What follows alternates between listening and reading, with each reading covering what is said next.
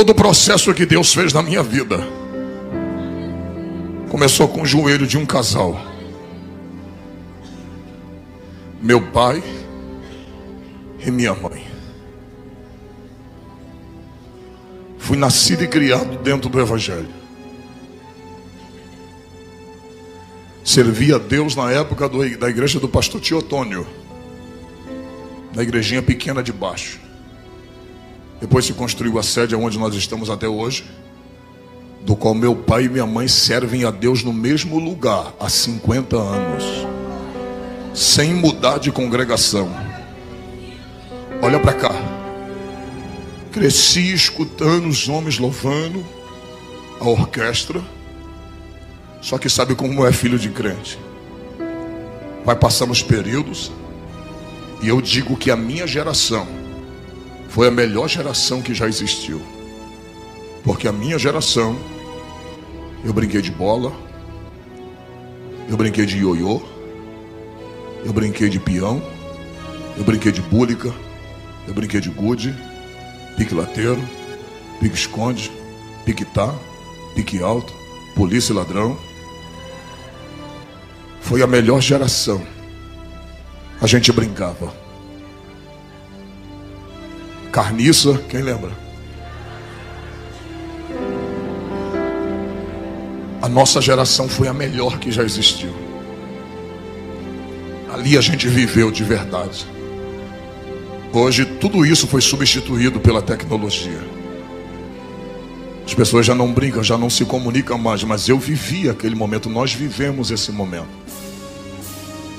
E só que a gente vai crescendo, vai saindo da adolescência. E com 15 anos eu já comecei a querer sair. Eu tinha regra para chegar em casa. Eu tinha que sair 7h30 da noite, e 10h30 da noite eu tinha que estar em casa. Se eu passasse dessa hora, o chicote comia. Apanhava de verdade. E eu me lembro que quando eu completei 16 anos, eu comecei, por curiosidade, a colocar o primeiro, 15 anos, eu coloquei o primeiro copo de cerveja na boca. E aquela foi a minha perdição. Porque naquela época, quando você bebia uma cerveja, você se sentia mais adulto. E o que eu fazia? Não tinha dinheiro para comprar o cigarro. Eu pegava as guimbas de cigarro com os amigos e começava a fumar. E chegava em casa, antes de chegar em casa usava house, ou então pegava a parte de dente na rua mesmo, com a escova que já botava no bolso, e escovava o dente e chegava em casa, como se nada tivesse acontecido. Um dia, eu estava já com 16 anos, e nós estávamos saindo naquele dia, eu perdi a cabeça e bebi demais. E quando eu estava bem tonto, bem ébrio, um rapaz chegou para mim que se dizia meu amigo e disse: só tem um jeito de tu ficar bom. Eu falei: como? Ele disse: experimente isso aqui. Ele tirou um saco de cocaína do bolso. Eu falei: como se faz isso? Ele preparou aquela trilha para mim e eu cheirei aquilo. Quando eu cheirei, o efeito do álcool foi embora na hora, cortou. E olha como é que o diabo me pegou. Eu disse: então vou precisar pelo menos de um saquinho desse toda vez que eu beber. E toda vez que eu ficar bêbado, eu cheiro isso aqui e fico bom. E eu comecei dessa forma a me aprofundar no vício da cocaína. Foi assim que o diabo foi me pegando. Dali eu comecei a trabalhar e comecei a ganhar bem. E eu ganhava dinheiro toda semana. E R$100 há 20 anos atrás era dinheiro. E pelo menos do salário que eu tinha, R$100 eu pegava. E começava a não já querer comprar sacos. Eu comprava gramas de cocaína. Comecei a arrumar amizade com os rapazes da boca de fumo. E ali eu comecei a usar muita cocaína. Passei a usar cocaína, e quando eu ficava bêbado, eu ia, cheirava e ficava bom. Só que o tempo foi passando. Com 17 anos eu já achava que eu era dono do meu nariz. Eu já estava extremamente afundado na cocaína. Daí, eu já não queria mais gastar dinheiro. Aquela cocaína que eu pegava no morro, a gente já trazia para a Comenda Soares, aonde eu morava. E dali, nós pegávamos aquela cocaína semi-pura, nós tínhamos contato, e pegava aquela cocaína e colocava tudo quanto era desgraça ali dentro. Pó Royal, colocava xilocaína, Doril, tudo ali, misturava. E fazia aquela grande quantidade de cocaína. Então já não passei a ser mais usuário. Eu já passei a traficar. Eu mantinha o meu vício. Dali, a gente já começou a comprar armas, a usar armas. E nisso o diabo foi afundando a minha vida, sem eu perceber. Só que existia dentro da minha casa, e existe. Ela mora na casa dela e eu na minha. Mas uma mulher que não deixava de orar. Eu por muitas vezes vi minha mãe orando, dizendo assim: Deus, se quiser levar um dos meus filhos, leve, mas leve eles dentro de casa. Não me dá o desgosto de ver nenhum dos meus filhos estirado na rua. Nenhum. E nessa minha ida de tráfico, algumas coisas eu não vou poder falar, que está sendo gravado. Mas nessa minha ida de tráfico, eu me lembro que eu tinha alugado uma casa para traficar. E naquela noite, eu estava com aquele Magno 45, aquela 45 na minha cintura. E nós estávamos vendendo pó dentro daquele beco. Chegou um homem. E antes daquele homem chegar, eu passei por ele dentro daquele beco. E aquele homem foi o homem que veio para me matar. E naquele momento eu cheguei ali. Eu passei por ele naquele beco. Ele me deu boa noite. E eu dei boa noite para ele. E ele parece que não me reconheceu. Aí você fala assim: pastora, foi só uma coincidência. Não. É Deus cegando os olhos do teu adversário. Eu passei por ele. E quando eu saí para fazer uma outra situação, entregar uma carga, como a gente dizia, entregar uma quantidade de cocaína a um determinado lugar, os meninos que estavam lá disseram: Trovão, um homem veio te procurar. E ele não estava só. Até as pessoas que estavam do lado de fora, irmãos, não conseguiram me ver. Deus estava me escondendo no seu esconderijo. E dali, os irmãos já viram. Eu comecei a traficar demais. Comecei a vender demais. E eu fui me iludindo com o dinheiro que eu ganhava. Porque quem já viveu no tráfico sabe que o dinheiro entra muito fácil. E da maneira que entra, é da mesma maneira que sai. Dali, o filho de crente já começou a ir para o baile, já começou a brigar na rua, já começou a fazer bondes e arrastões. Já começamos a fazer arrastão na rua. Na época, onde se... Nike naquela época era muita ostentação possuir um Nike naquela época. E olha como o diabo colocou o desejo de fazer a mesma coisa. Foi quando roubaram o meu. Eu disse: já que roubaram o meu, todos vão perder. E a gente tomava tudo que tinha. Tudo que tinha nós tomávamos. E eu me lembro que um belo dia um amigo meu chegou para mim e disse assim: Júnior, vamos a Queimados. Vamos ali ceifar uma vida. Naquele dia eu descobri que o diabo está por trás de tudo. Eu me lembro que quando eu fui, nós pegávamos um ônibus, e eu estava com aquela 45 na cintura. Ele disse: esse cara mexe com a minha mulher. E eu já mandei ele parar de mexer. E como ele não parou de mexer, hoje nós vamos ceifar a vida dele.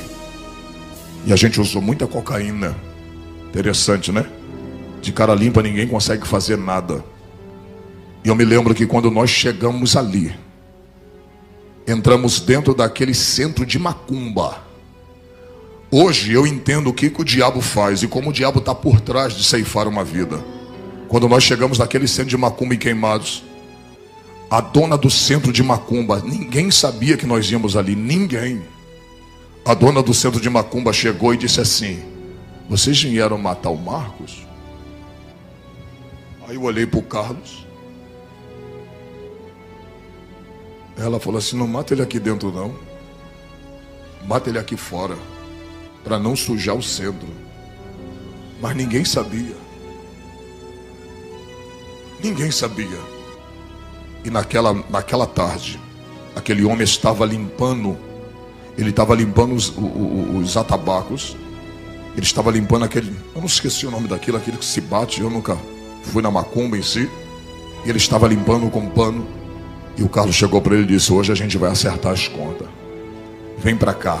Ele: eu não vou. Aí eu puxei, levantei a camisa, falei: vai lá para trás. E quando ele ficou lá atrás do quintal, eu me lembro que o Marcos estava a mãe e o pai dele.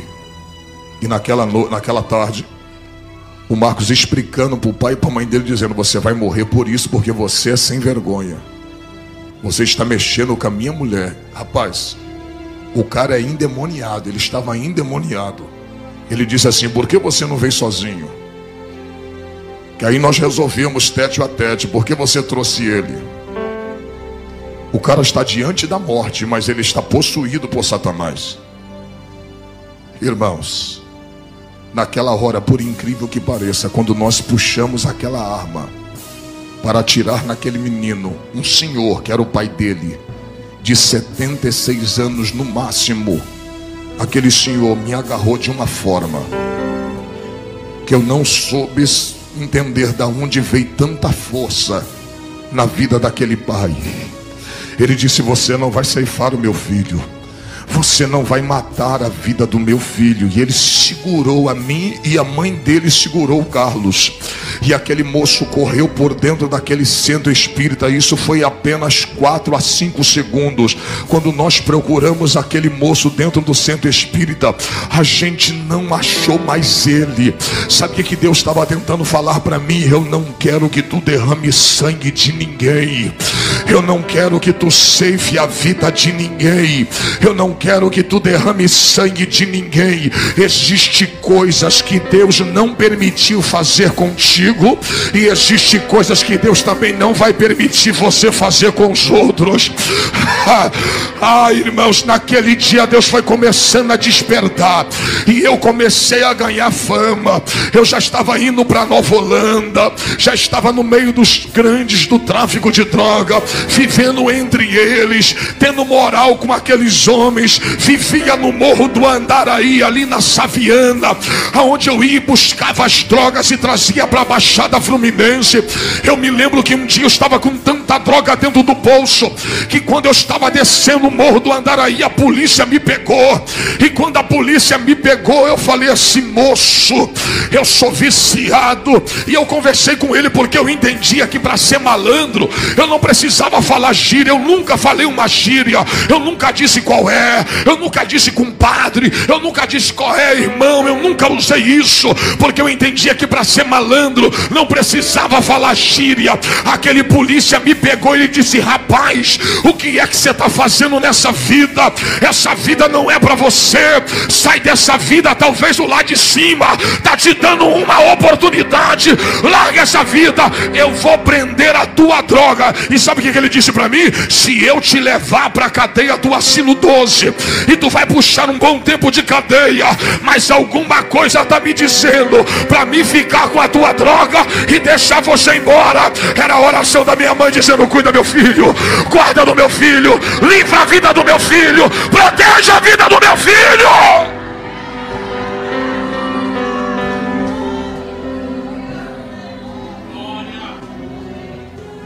Olha para mim. Aquele dia eu tomei aquele bote, e sabe o que eu fiz? Fui lá para o Morro do Acari e peguei mais uma quantidade de drogas e fui para dentro de uma casa de um amigo meu chamado Virley. Colocamos aquela grande quantidade de cocaína, parecia um monte, dentro de um prato. Comecei a cortar aquela cocaína na gilete, fazendo as trilhas. E nós começamos a cheirar. Cheirar. Eu e ele, cheirar, cheirar. Até o ponto que naquela noite meu nariz começou a sangrar. E quando eu percebi que eu ia ter uma overdose de cocaína, eu nunca esqueci quem eu fui. Quando você se afasta, todo afastado um dia já experimentou Deus. E não existe ninguém que experimente Deus e esqueça dele.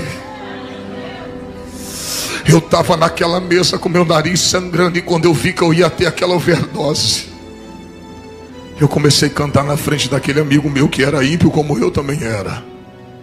Eu cantei desta forma: eu sei que errei, mas peço outra vez uma chance. Eu quero voltar, prometo seguir como antes. Não dá pra ficar distante assim, com essa angústia no olhar. Por isso preciso ao primeiro amor voltar. Eu quero voltar ao primeiro amor. Preciso voltar ao primeiro amor. Quebra minha vida, faça-me de novo. É tudo que eu preciso para ser um vaso novo. E nessa hora a lágrima começou a descer, e eu dizia: não dá para ser feliz longe do teu amor. Por isso eu preciso de outra chance, Senhor. Oh, irmãos, eu guardava um temor dentro do meu coração. Por isso que quando eu tentava matar alguém, eu nunca conseguia. Eu já troquei tiro com polícia, eu já troquei tiro com pessoas, mas eu nunca consegui propriamente tirar a vida de alguém. E eu sempre desejava, o diabo sempre botava no meu coração: tira a vida de alguém. O diabo sempre quis que eu derramasse sangue para ele beber. Mas tinha uma mulher orando de cabelo branco dizendo: guarda meu filho, protege meu filho, livra a vida do meu filho.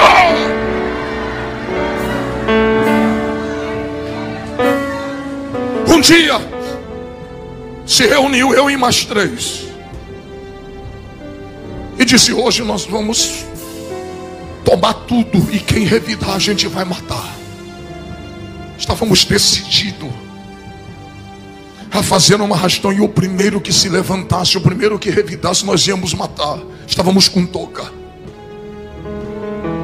já predisposto a fazer tudo aquilo, tudo premeditado. E quando nós saímos para fazer um assalto, naquela noite eu não vi, mas quando a pessoa viu que haviam 3 elementos andando pela rua, suspeito, aquele policial apaisano seguiu a gente. E quando ele seguiu a gente, na hora que eu puxei do revólver, eu estava com um Magnum 357, 6 polegadas, parecia um coringa cromado. Quando eu puxei aquele revólver para fazermos o assalto, eu só comecei a ver do outro lado da rua fogo saindo do cano daquele revólver. O primeiro pegou na minha barriga, aqui. Eu tomei o primeiro tiro aqui. E o amigo que estava comigo hoje é presbítero da Assembleia de Deus, aonde eu congrego.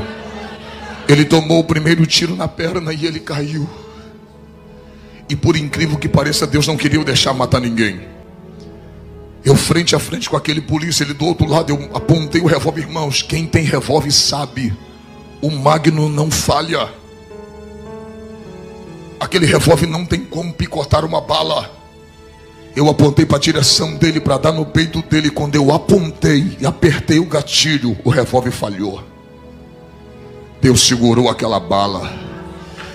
E quando eu fui dar quando eu dei o primeiro, falhou, e eu tomei o outro, que eu virei, quando eu vi que ele ia atirar, eu corri e bateu aqui na minha mão. Tem onde a minha mão está furada, bateu aqui, vazou aqui. E quando eu dei o segundo, aí pegou. Mas eu já dei já com as costas, virando o pescoço e atirando para ele não atirar mais em mim.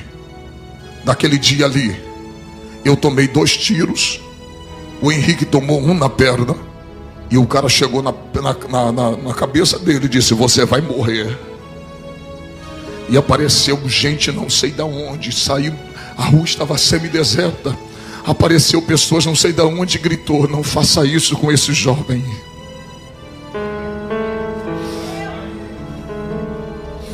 E ele chutou o corpo do meu amigo. E eu corri. Peguei um ônibus, nós não estávamos de carro, pegamos um ônibus. Rendi aquele ônibus, puxei aquela arma imensa. Rendi o motorista e disse: me leva até a minha casa. Me leva até Comendador Soares. Nós tomamos tiro em Nova Iguaçu, lá na Dalvomor, na troca de tiro com policiais. Eu disse: me leva até minha casa, não para ninguém.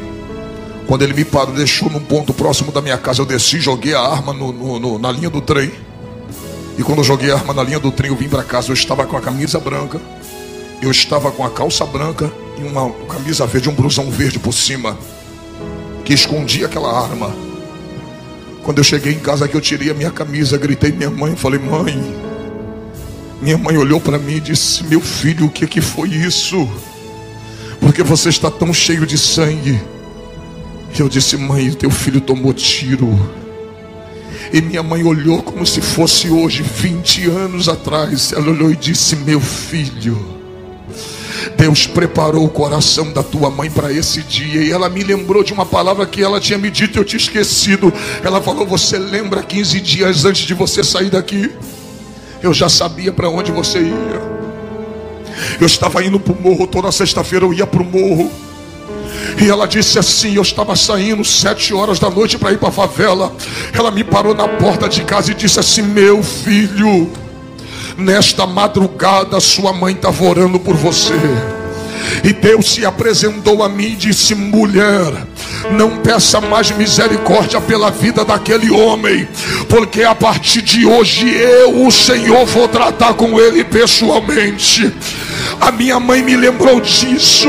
E esse tratar de Deus pessoalmente foi os tiros que eu tomei. A minha mãe olhou para mim, eu baleado. Ela disse: a tua mãe tem problema de coração, mas Deus preparou o coração da tua mãe para esse dia. Irmãos, quando a minha mãe falou isso, ela falou assim: tira a camisa. Tira a camisa. Quando eu tirei a camisa, eu tinha tomado tiro apenas no couro, na carne. Eu não tomei tiro no sangue, nos ossos. Por isso eu não senti dor. Eu estava com sangue quente, então não sentia dor. Eu sentia que a minha mão estava atrofiada, porque mexeu nos nervos e minha mão começou a ficar desta forma. Então com essa mão já tinha perdido o movimento. Quando eu levantei a camisa, eu estava com um pequeno buraco desse tamanho aqui na frente. Isso aqui meu estava estourado. Estava aquele monte de carne esponjosa preta queimada pela pólvora. E o sangue descia. E quando eu vi o sangue descendo, eu disse: eu vou morrer, porque vai vazar muito sangue, eu vou morrer por falta de sangue. Minha mãe, desta forma que eu estou te falando, ela olhou para o meu pai e disse assim: meu amor, vai lá no guarda-roupa e pega uma camisa para o Júnior. Meu pai trouxe a camisa. Daqui a pouco ela disse: veste ele.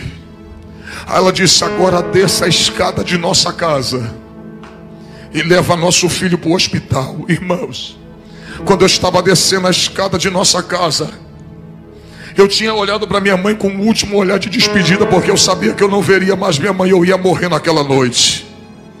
E quando eu estou descendo a escada, quando eu cheguei no 4º degrau da escada da minha casa, minha mãe olhou e disse: olha para mim, meu filho. Aquela foi a palavra de vida que eu precisava. Ela disse: olha para sua mãe, da mesma forma que você está saindo daqui com vida, a sua mãe vai entrar dentro daquele quarto agora e vai fechar a porta. Da mesma forma que você está saindo com vida, você vai voltar daquele hospital. E eu balançei a cabeça e ela disse: sabe por que você vai voltar? Porque você é promessa de Deus para minha vida. E você vai voltar daquele hospital com vida. Irmãos, eu passei 3 dias dentro do hospital Souza Aguiar. Não quiseram me receber no Iguaçu, não quiseram me receber no Hospital da Posse. Disse: não tem vaga para ele, porque todos diziam, os bombeiros diziam: o traficante tem que morrer, deixa ele morrer, deixa ele sangrar até morrer. E naquele momento, em cima daquela marca, eu disse: a Deus, a minha vida está nas tuas mãos. Se tu me der mais uma chance de viver, eu vou voltar para o teu caminho, e da tua presença eu nunca mais me apartarei. Naquele dia Deus parece que colocou o anjo do meu lado, e parece que Jesus estava injetando o sangue dele nas minhas veias. Eu sangrei de 9 da manhã, eu sangrei de 9 da noite até as 3 da tarde. Era para me ter falecido na mesa de cirurgia, mas naquele dia os médicos diziam, os bombeiros diziam: deixa ele morrer. Os policiais diziam: deixa ele morrer. Mas já tinha anjos ali. E do nada apareceu uma médica no hospital do Iguaçu e disse: eu liguei para o Souza Aguiar, e lá tem uma vaga para atender esse jovem. Cheguei no Souza Aguiar, ainda me deixaram sangrando, esperando no meio do corredor. De meia-noite até as 3 da tarde eu fiquei só com soro e perdendo sangue. Naquele dia o diabo queria levar minha vida, mas você não entendeu ainda. Enquanto eu estava perdendo sangue, minha mãe estava clamando pela vida dentro daquele quarto. Havia uma batalha entre a vida e a morte. O diabo queria me ceifar, mas eu era uma promessa. Você não entendeu, eu sou uma promessa. E aquilo que Deus promete, nem a morte é capaz de anular a promessa de Deus. Oh, glória! Olha para mim, irmãos. Naquele dia, olha para cá, eu saí de dentro daquele hospital, fui para casa, fui me regenerando, me cuidando, não morri. Mas parece que alguma coisa ainda me prendia. Eu larguei o tráfico, mas eu não larguei a cocaína. E eu mesmo andando assim encurvado, 3 meses depois eu ainda cheirava. 7 meses depois eu ainda cheirava. E um dia encontrei um homem. Sabe aqueles carrapatos de Jesus? Aqueles que não largam do teu pé. Rapaz, não faz promessa para crente não. Porque se crente falar assim, ó, vamos no culto comigo, você falar um dia eu vou, acabou. Enquanto tu não for, ele não larga do teu pé.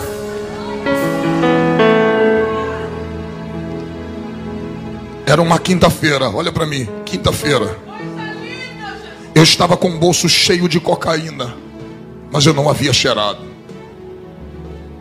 O Maxi, que hoje é pastor, ele disse assim: Júnior, eu estou vendo que você está ébrio, você está bom, você não está ébrio, você não está drogado. Paga aquela dívida hoje. Eu falei: ô Maxi, hoje não. Ele: Júnior, se você for à igreja comigo hoje, depois da minha salvação e depois do meu casamento, será o dia mais feliz da minha vida. Aí eu pensei assim, eu falei: esse cara é chato. Então já que eu não cheirei, eu vou para a igreja, depois da igreja eu cheiro.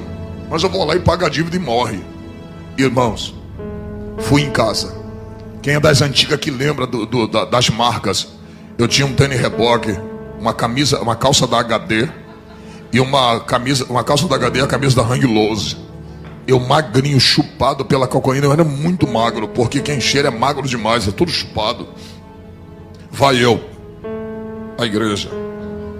7 horas cheguei, 7 e pouca cheguei na igreja. Irmãos, a congregação do campo do pastor Geraldo Vicente, lá em Comendador Soares. Estava lotado na rua da Sobel, da antiga Sobel, lotada como está aqui. Tinha-se tanto de gente aqui na igreja. O púlpito cheio. Quando deu 8 horas, ele me apresentou. Ele disse: está conosco aí o Júnior, a convite do Max. Está aí. Irmãos, quando deu 8h25, Jonas ficou de pé. E disse assim: Júnior, fica de pé. Eu disse: ele é. Ele falou assim para mim: você crê que Deus fala com um homem? Eu falei: creio, porque minha família é evangélica, eu nasci no berço evangélico, eu sabia que Deus falava. Ele: você crê que Deus falou comigo? Eu disse: creio. O Deus que eu sirvo veio no meu ouvido aqui agora e disse assim para mim: dá oportunidade para esse moço vim aqui na frente cantar um hino para tirar dízimos e oferta para minha casa.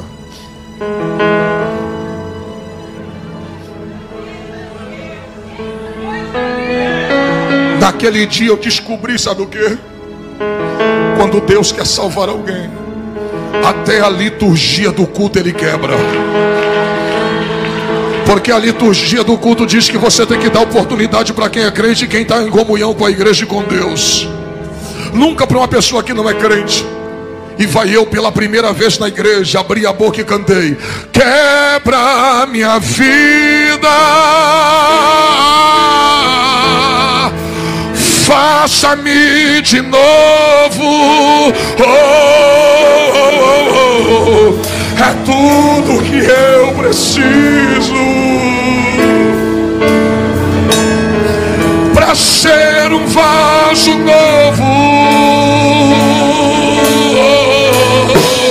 Não dá para ser feliz longe do teu amor.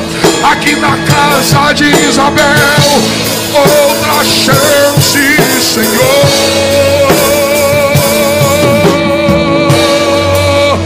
Quebra minha vida.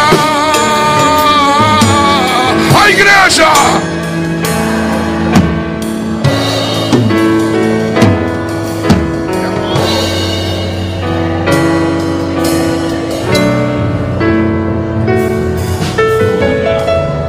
Você está pensando que eu aceitei Jesus? Não cheirei naquela noite. Peguei a cocaína na quinta, sexta, cheirei. Cheirei sábado, cheirei domingo, cheirei segunda. Quando foi na segunda-feira, eu falei assim: eu vou escutar a melodia. Se eu gostar de um hino, eu vou comprar uma fita cassete. Não era nem CD, era cassete. Eu falei: vou escutar um playback, vou comprar um playback e vou lá naquela igreja de novo. Olha a estratégia de Deus, irmão. O Max já não me convidou, eu já estava indo sozinho. Eu falei: eu vou lá, se ele me der oportunidade eu vou cantar de novo. Quando deu 8h30 ele disse: Júnior, Deus mandou você cantar de novo. Cheirei sexta, sábado, domingo, segunda. Eu falei: vou escutar a melodia de novo. Vou ensaiar um hino, vou gostar e vou levá-la de novo. Se esse pastor deixar eu cantar, eu vou cantar de novo. Comprei outro playback. Terceira quinta-feira, quem é que canta? Eu. Rapaz, olha pra cá.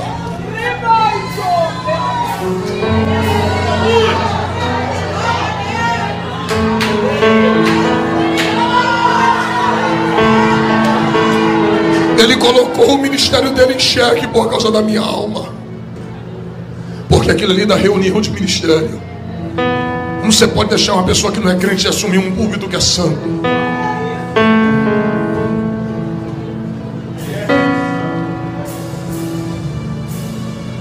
Ele colocou a minha alma acima de tudo.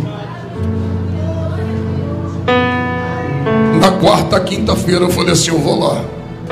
Escutei a melodia de novo, comprei um playback e disse: vou cantar, se ele deixar cantar eu canto. Cantei pela quarta vez na igreja sem ser crente. Quando foi na quinta vez levei o playback, eu não cantei. Mas quem pregou?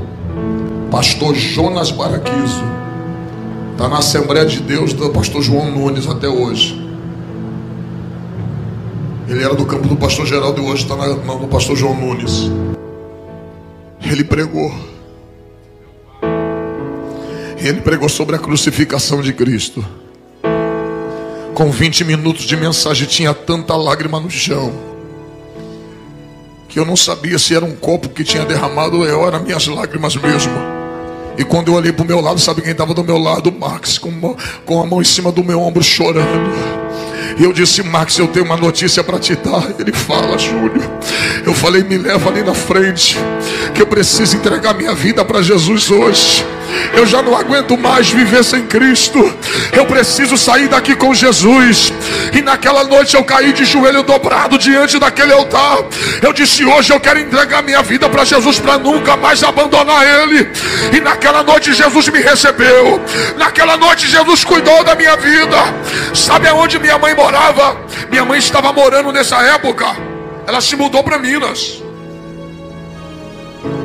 Depois que eu tomei tiro, eu comecei a me recuperar. Minha mãe se mudou para Minas, porque tinha passado muita coisa com os filhos dela. Eu no tráfico, meu irmão na bebida. E minha mãe já estava querendo descansar um pouco. Sabe o que Deus fez? Deus tinha libertado meu irmão de 22 anos da cachaça, o Marcelo. E meu irmão tem 22, já vai fazer 10 anos, que já não encosta uma gota de bebida na boca e serve a Deus na igreja mundial e é batizado. Olha para cá. Quando eu aceitei Jesus, minha mãe estava morando em Minas Gerais nessa época. Cheguei em casa às 11 horas da noite. Peguei o telefone. Liguei para Minas. Ela: quem é que está falando? Eu falei: mãe, é teu filho. Ela: o que foi que você está ligando nessa hora, meu filho? Eu falei: mãe, eu estou ligando para a senhora para dizer que teu filho não está mais no tráfico. Teu filho acabou de aceitar Jesus, mãe. Teu filho acabou de entregar a sua vida para Jesus. E ela do outro lado, eu ouvia minha mãe dizendo para o meu pai: eu sabia que Jesus ia salvar ele. Eu sabia que Jesus ia salvar ele. Eu sabia que Jesus ia libertar a vida dele.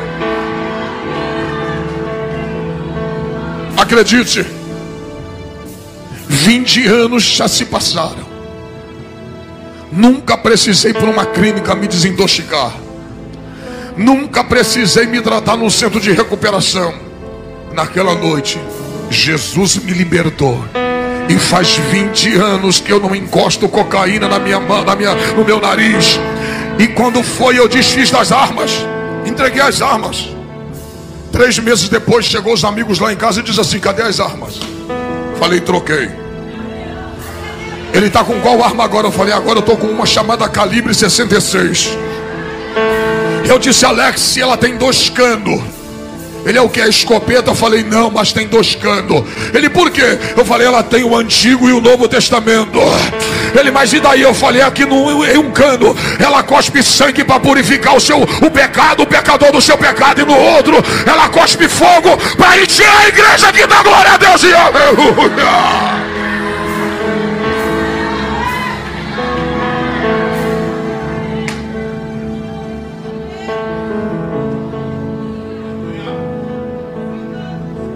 Minha esposa está aqui, não me deixa mentir. Encontrei o Jonas Baraquizo trabalhando numa loja aqui em Nova Iguaçu. Dei um abraço nele. Se alegrei com ele. 2 dias depois eu voltei em Nova Iguaçu com um paco meu de DVD. Falei: aqui, toma todos esses DVD. Esse aqui é os DVD do teu filho na fé. Isso aqui é os DVD que Deus deu para o teu filho pregar. Eu sou teu filho na fé. Olha o que Deus está fazendo na vida do teu filho. Abracei ele. Eu disse: muito obrigado por ter acreditado na minha vida. Oh, glória. E sabe o que ele falou? Outro dia eu cheguei e busquei ele dentro da casa dele. Ele disse: deixa eu te ouvir pregar. Um dia eu ouvi ele pregar. E teve uma hora que ele sentou e ouviu o filho dele falar de Jesus. Eita glória.